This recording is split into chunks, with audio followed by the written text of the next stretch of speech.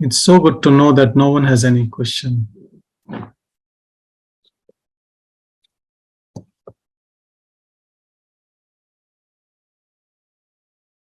So beautiful.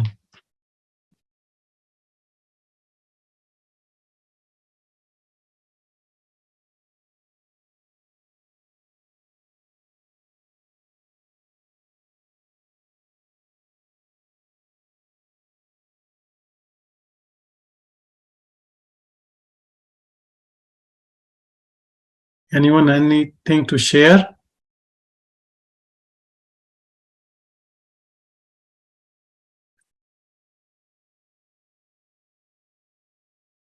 Yes, Sylvie, go ahead.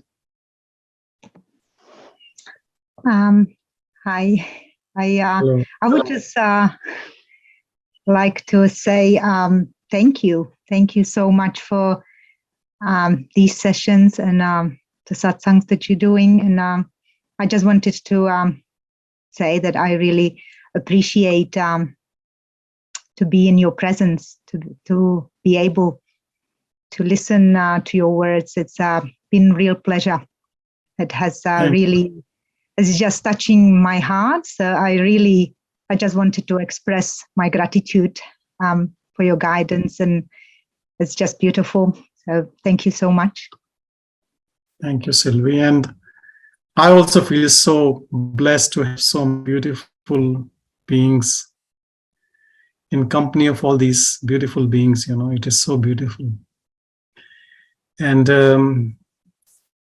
who makes everyone come together and in this beautiful gathering, you know, this is all grace and that pure energy in everyone, which brings everyone together. Some might be thinking they are searching, but it is also part of the illusion or a drama or a play, but we are all that only. And who are we trying to convince? No one, except our own mind, which creates doubt sometimes and has questions. And that's part of the play. That's part of this play in which these things happens. But one thing I want to tell you about this jewel in us, there is a way to keep it. There is a way to expand it. And the way to make it manifest through you everywhere. And that technique is to remember that all the time.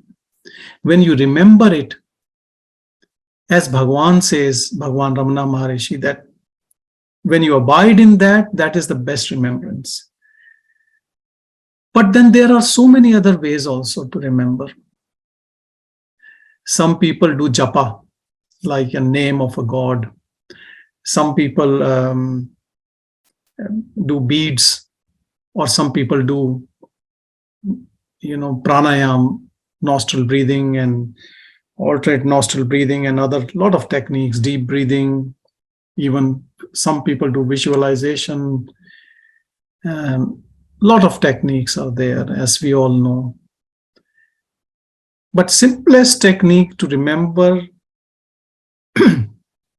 that is to be that, and to be that is to be interested in that silence coming from that, and listen to it and abide in it and be interested in it. For a person who has nothing to do with seeking, for him all these endeavors looks absurd, weird, crazy ideas. Mind of a worldly person will say, what a waste of time. You have valuable time in this life. Don't waste looking for something which is not there. Abiding in emptiness? What a crazy idea. even if there is emptiness and I have to abide, I will not be interested in it. It's better that I do and help someone or do some productive work. Productive work, that is the way mind says, productive work, rather than just sitting quietly. What is the purpose?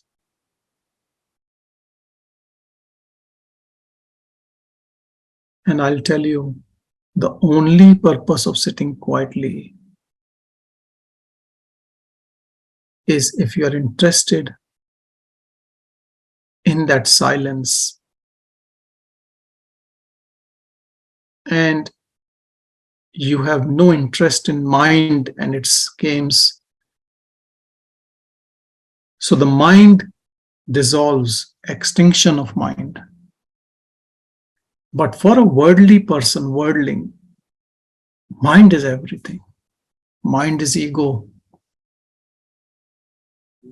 Mind is that whatever I have collected, I can say, I have done it. And I can feel proud of it. That all goes away, gets swept away when we are for that silence.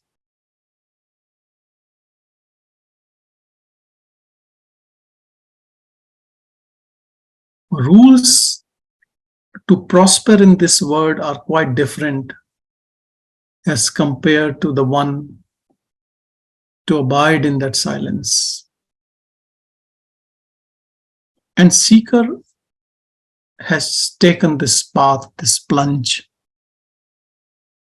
to finish this illusion.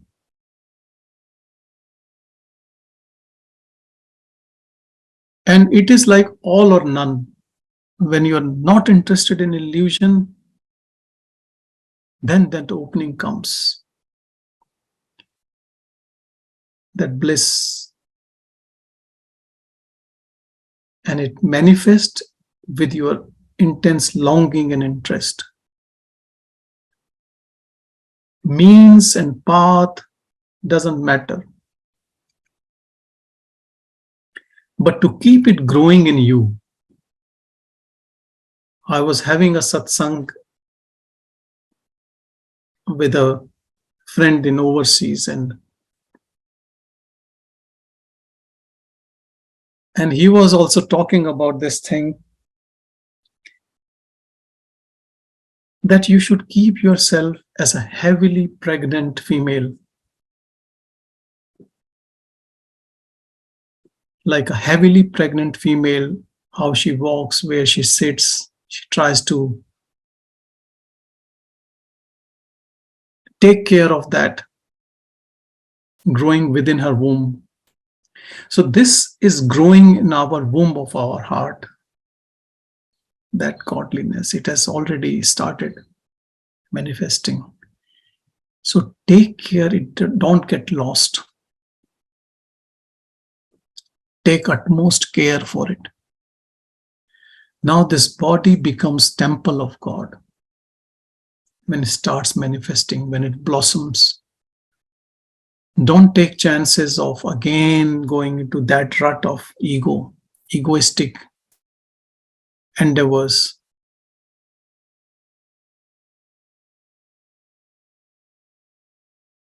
Because you don't want to lose it.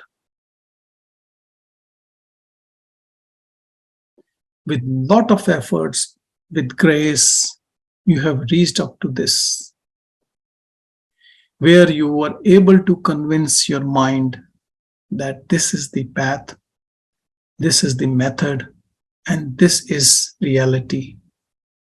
And then you have some experience, some bliss, some peace.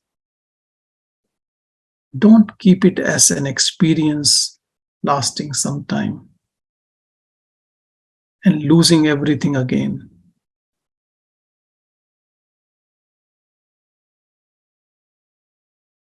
Whatever small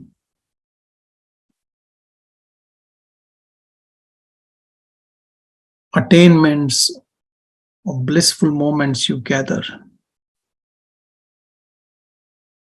Have a feeling of gratitude for it. Nurture it. Go deeper into it. Give all your energy, all your intention to it.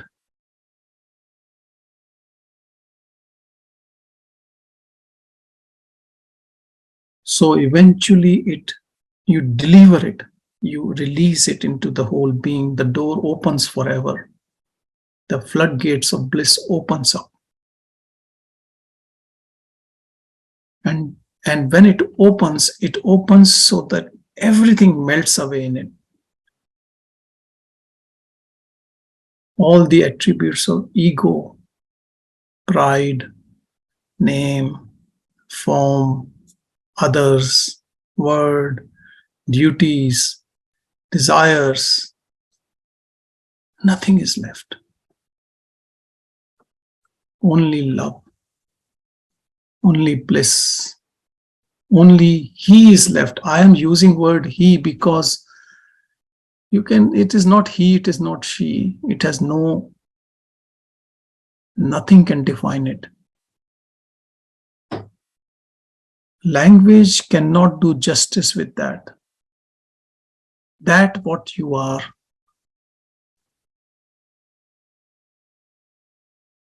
It is indescribable. It is only livable. You can live in it. It is not something which has any attributes by which you can give it a name, a form. And whatever a person tries to do to explain others, he will always miss it. Because the body which is using mind to explain it has no clue. It is beyond mind. It is beyond time and space.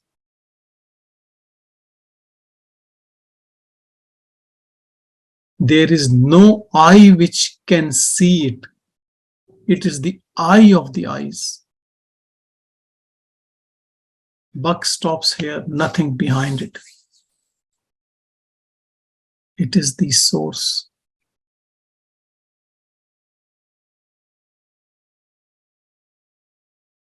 When you reach the source, you become the source. And when you become the source, you know it.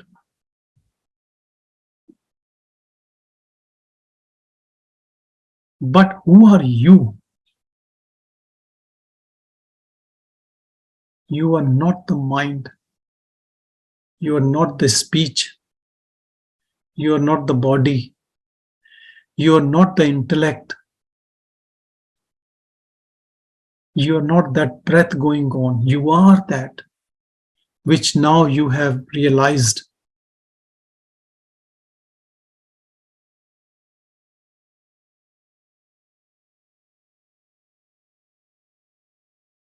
First time you know that you were never any of these outer forms.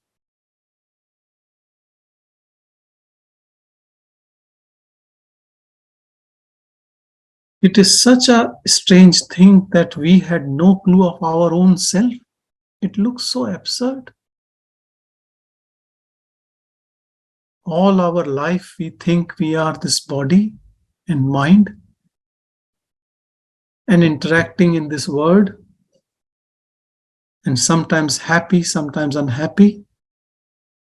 And then fear of death, fear of losing people, and then attachments, aversions. That is the life of ego. And we think we are living that life.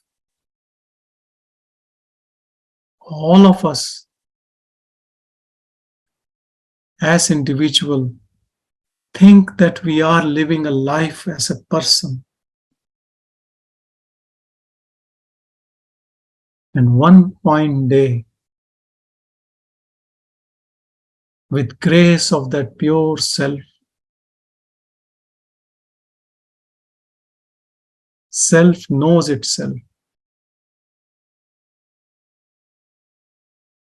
It looks like you were dreaming, and the dream is now lucid.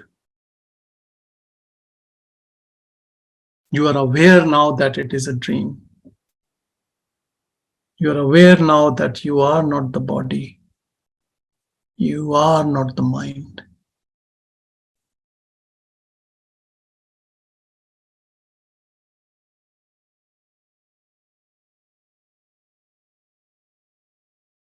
Body, mind, word, they all are one. You are none of them.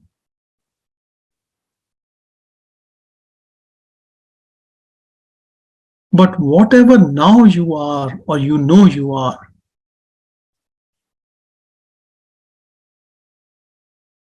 that is indescribable. You can't call it happiness.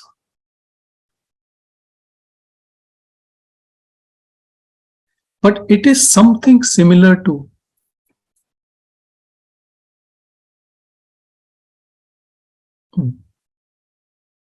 when you really desire an object or a being and you get it. At that moment, what you feel like contentment and peace and satisfaction, as if nothing after this.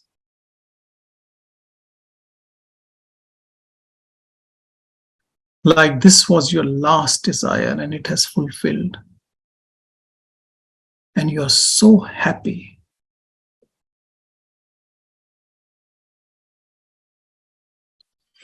And another strange thing about this is that you don't get anything.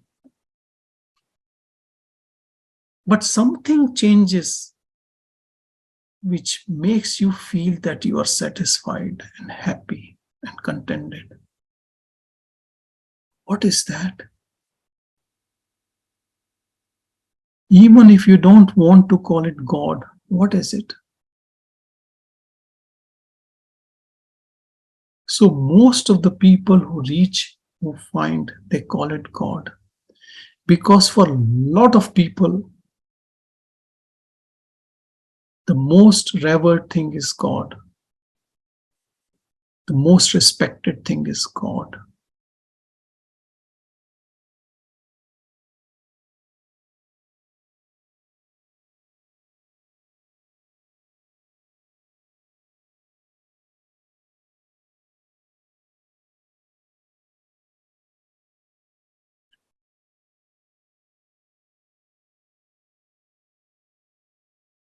For some, this process is a slow transformation, slow cooking, and it is beautiful. For some, like Bhagavan, it happened just like that.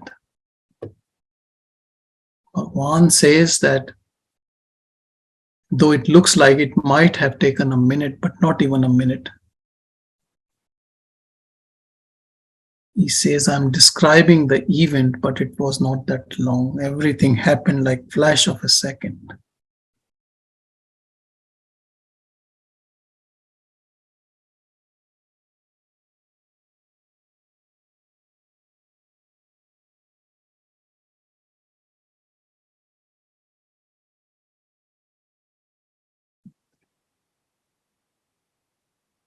People with the ego always have this thing in mind. What is next? They have unfinished task right now and they are thinking about the next task or maybe next day or maybe next holiday. This is the way ego works, mind works. It continues, keeps you on your toes.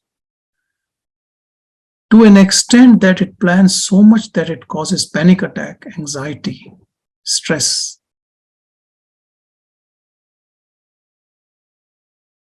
Or it gives you so many tasks which you can't finish, which you are not capable, or you are not interested, and can give rise to depression. It's all play of the mind. You finish a task, you do something, you don't do something, at the end, all this story will disappear. Body acting and performing will be dust. Who will give you credit? Who will punish you? Who will say you are a good human being or bad human being? And where those people will be there? Do you think they will be alive all over the time? Eternal? They will be dead. More or less in 100 years, the whole scene changes. Everyone is dead. And then new people have come. But in this illusion, the continuity is there. So you feel as if it's going on, as if there is no end to it.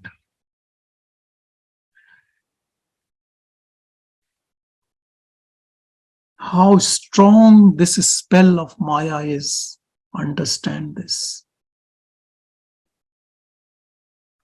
With one blanket, it has covered the whole humanity.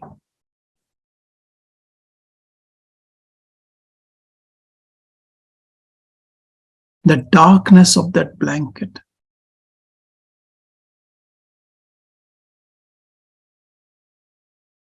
Rarely someone slips away from it. So we call it grace.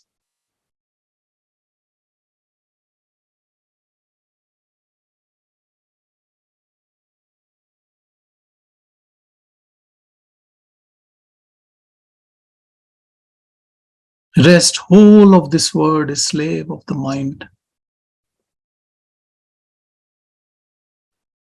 This whole word is projection of your own mind. You are beyond mind.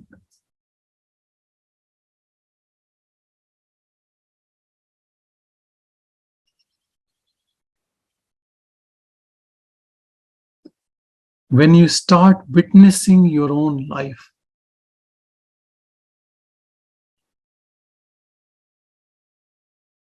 as an impartial observer, a slow cooking starts happening. This detachment from this world and people and with your own individuality occurs.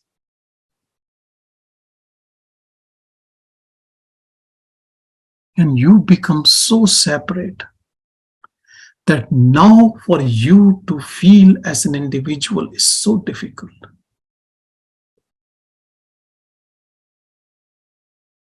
It is a one-way ticket.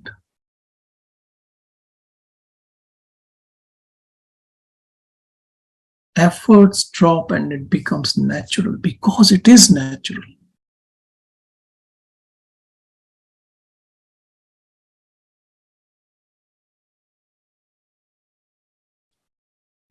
If you used to be a simple person, it will be very easy. More intellectual person, more complicated, more interest, it can take longer, but eventually it will happen for everyone who is interested.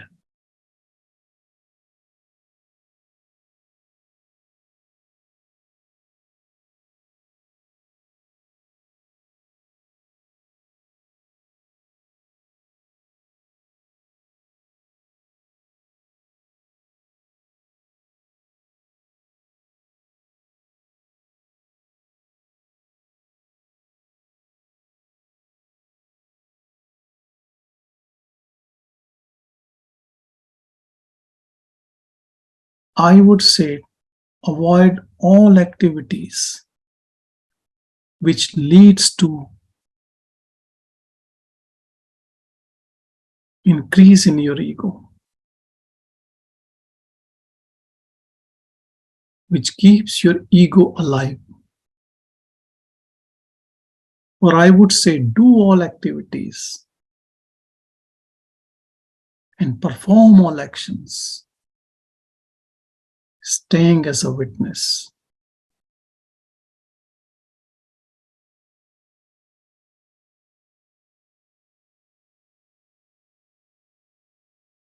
If you want to call this as meditation, then this is meditation. Perpetual meditation throughout the day. You wake up in morning. And I'll tell you, if you start living like this, two things will happen. One is you will never have argument.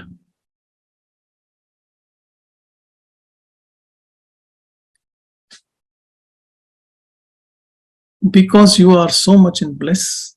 And second, you're not protecting this body, this mind, this entity for any reason against anyone. How long people will keep fighting with you? They will also give up.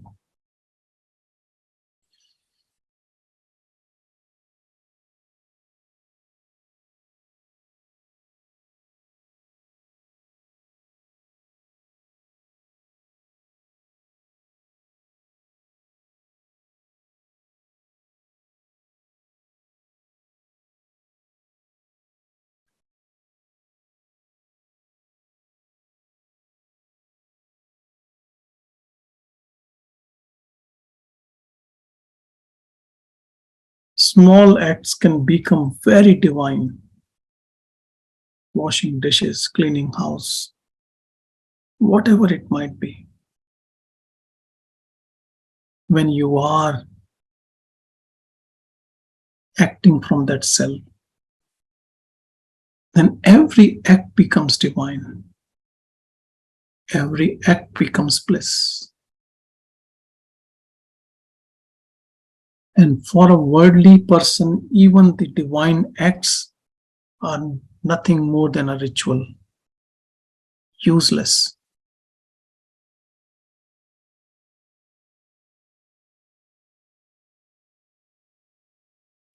You know, I have seen this thing in India. Shopkeepers, when they open their shop or some sort of business, everyone tries to do a ritual in morning. They have a picture of an idol and they are doing something. But you can see from their eyes, their intentions, they have no focus there. Their focus is in their business, even for those 2 minutes which they give. Because it's like a ritual. They think if they'll do something like this, they can fool God and then God will give them money. Because they're doing for money, not for God. They're doing for their ego. They are worshipping God for ego, for selfish desires. Or you can say normal desires of a human being. If they are really doing it for love of God, then they can't open their shop. Or maybe there might be customers, but they'll still be doing it, and people will be saying, come out of it. We need to buy this. Please, please, sir, come out of your prayer. Because there is no connection there. Connection is here, but they're just doing it as a ritual. What use is that? There is no purpose in that.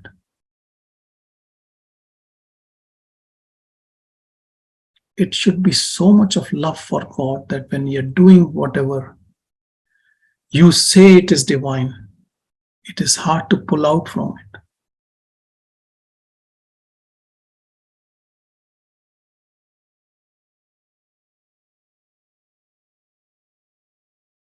Same is any act when you do. When your all attention is in your heart,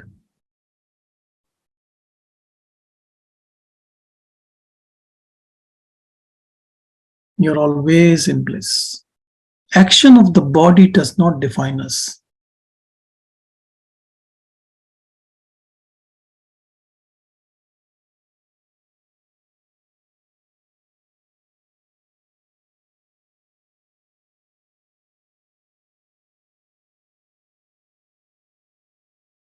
Only thing I need to say is that look for this jewel in your heart. Even if you have a little bit of experience, be thankful for it and look more deeper and be there.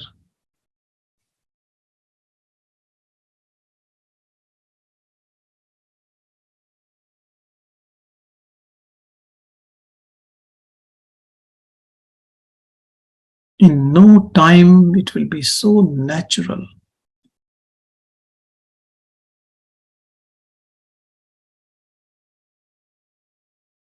that it is always there.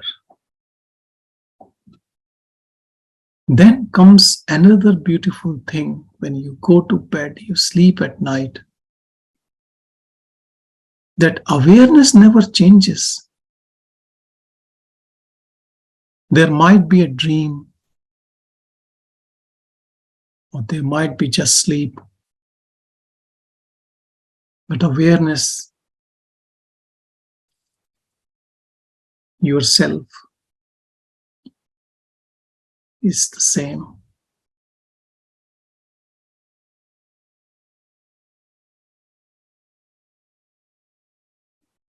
And this eternal awareness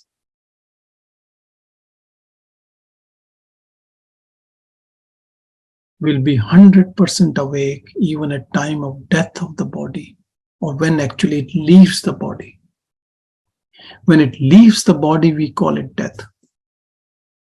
Death of the body, but not death of awareness. Awareness is the same.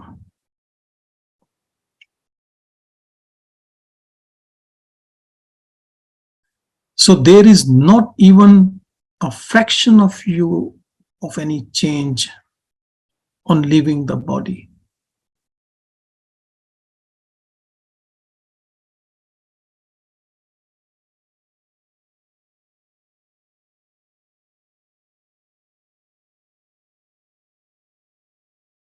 And that awareness, what we are, still stays connected with any awareness which is looking for that awareness at that level. That is why a guru, a teacher, a realized being never dies. When people are looking for that teaching, or they need some blessing, or they need some help, that help is readily available. Understand that is the reason all these prophets like Prophet Muhammad, Jesus, Buddha,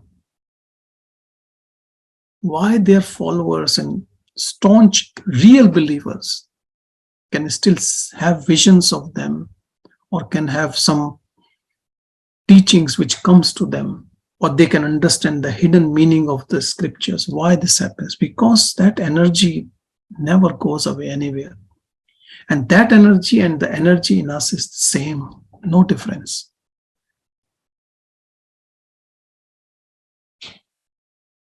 So have this connection in your own heart. Once you open it, then you don't have to read any scriptures, or you don't have to check, because there is no doubt. What do you want to check? With whom? For what? Do you think these dream people full of ego will confirm or not confirm your own seeing?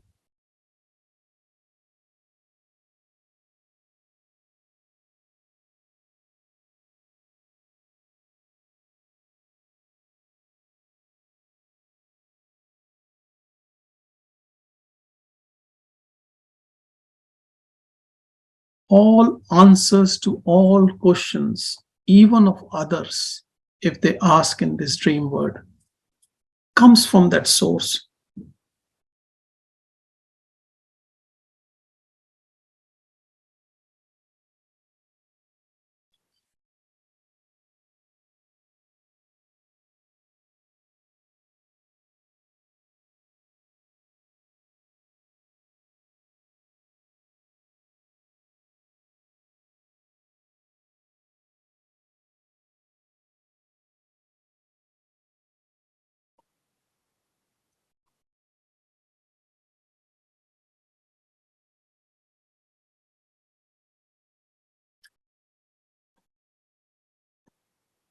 Pay importance only to silence and never get annoyed by projection of the mind which shows beings, things, situations, and understand even if situation or people feel like they are against you or you don't like, and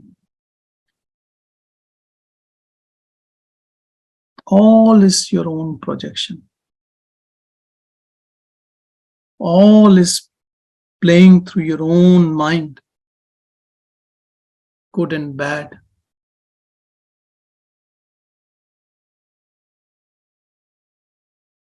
So whom to blame?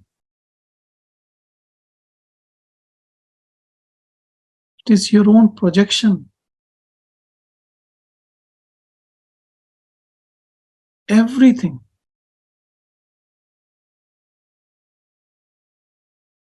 Blame yourself, but then you are not the mind. You're not even owner of the mind. You are only guest in this body, given a mind. Mind has some conditioning with upbringing, culture, whatever, and its experiences in life. But you are a guest.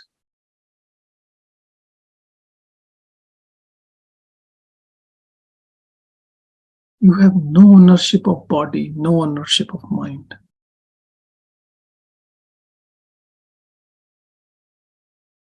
Guest in the body is seeing whatever the mind is projecting as this body and the world.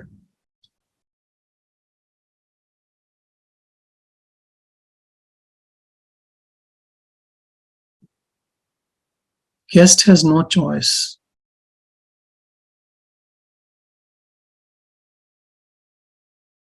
The moment you understand this truth, ego drops. Ego drops, this dream drops, the word drops. And what is reality, which is always there, manifest as you. And so the best example is the example of rope and snake. If you understand that, what we are thinking as snake is actually rope.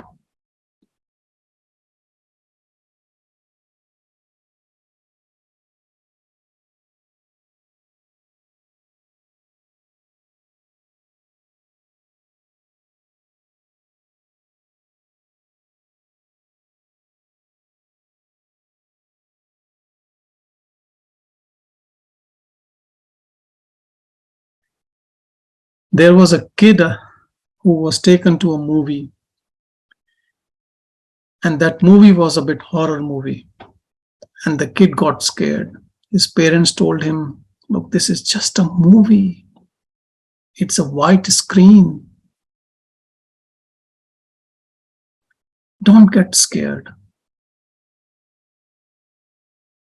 And he could not believe, because maybe it was his first time in the movie theater, and he perhaps entered when the movie was going on. Next time when he went, he was more prepared because he saw the screen at the end of movie. And this time the movie was not a horror movie, more emotional. He found his parents were crying. He said, why are you crying? It's just a movie. You only told me last time.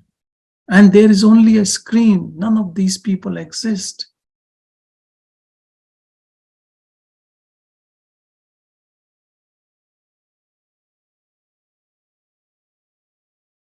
So who tells whom? Who understands? And who gets clarity? And who stays in that clarity all the time?